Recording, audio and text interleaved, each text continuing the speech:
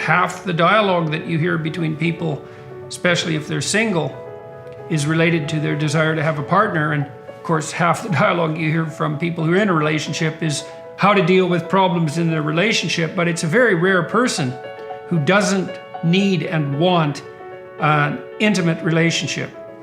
And then you have to ask yourself, what does intimate mean? And the cheap interpretation of intimate is sexual, but that's a pale reflection in some sense of true intimacy, even on the sexual front, because true intimacy means getting to know someone.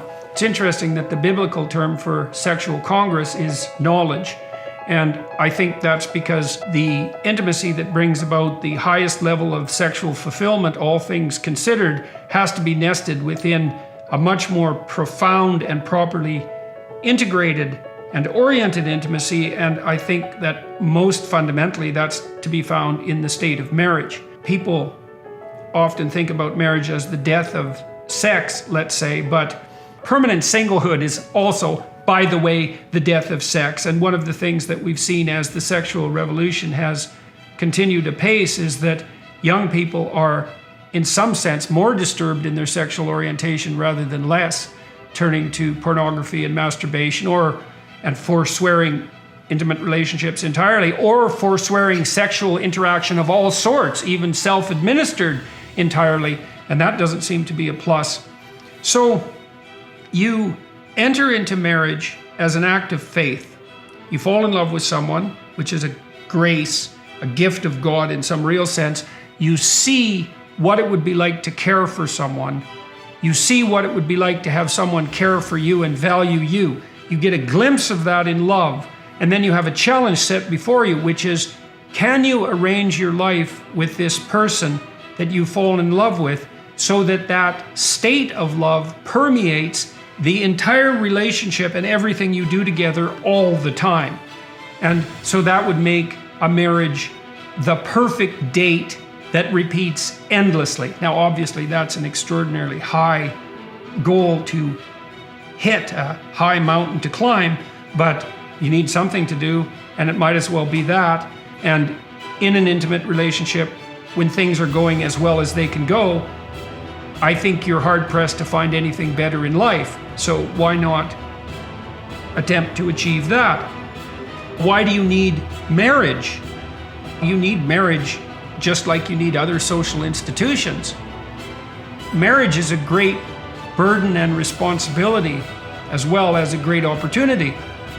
It's a burden and responsibility because as a married couple, you're going to face together everything that life can throw at you.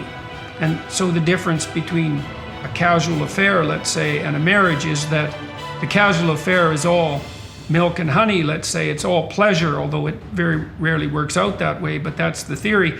Whereas in the marriage, you have to contend with the harsh realities of all the dimensions of life. But you want to take that on voluntarily, and you want to share that with someone.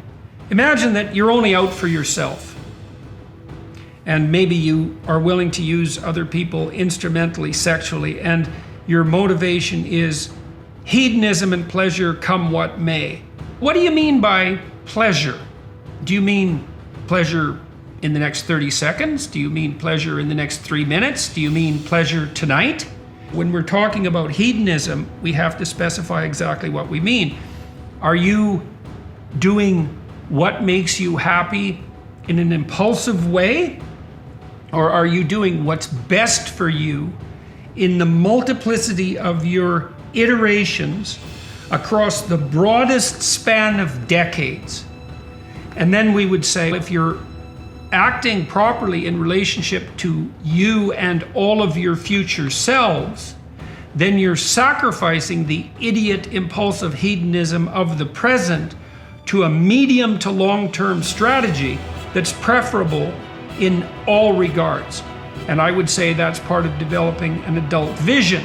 And then you might say, well, I want to be free to pursue my hedonic demands, desires, whenever I want to, under what conditions, whatever conditions prevail. And I would first say, do you really think that's possible? How is that going to work? Second, aren't you just going to use other people for your own pleasure? Third, aren't you just going to use yourself for your own short-term and counterproductive pleasure? Fourth, how is that different from being a 2-year-old? There's nothing in that that's a mature vision. You could imagine, and this is a technical argument, that the nature of moral behavior is constrained by the fact of your repetition across the hours and days and weeks and months and years of your life. You have to act in relationship to yourself like you're a totality stretched across time. And so that means that, and this is why conscience bothers you if you betray yourself, is because your conscience is an indicator of behavior in relationship to the medium and the long run. Now, that means you have to treat yourself like you're a community that extends across time. And one way of learning how to do that, that's very profound, is to shackle yourself to another person, say within the confines of a marriage, because then you know that you're going to be with that person for the minutes and hours and days and weeks and years of your life. And so you have to treat them in a manner that's reciprocal and productive, that grows positively over decades. And then you can imagine if you treated yourself properly and your partner properly, and you really learned how to do that. It's a deep problem, and you have to be challenged to do it constantly. If you did that properly, there'd be nothing better that could possibly happen to you.